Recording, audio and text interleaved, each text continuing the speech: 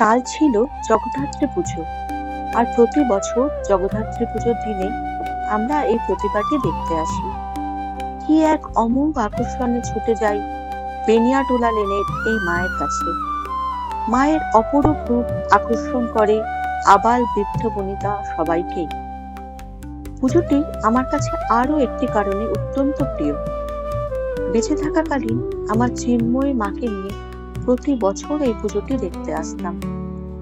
পুজোর পরের দিন এখানে ওপেন স্টেজ বড় জলসা হতো, যেখানে মণ্ডপ তার ঠিক উল্টো দিকে ফুটপাতে দাঁড়িয়ে আমরা মা মেয়েতে লাইভ শুনেছিলাম ইন্দ্রাণী সেন ও শ্রীকান্ত আচার্য গান।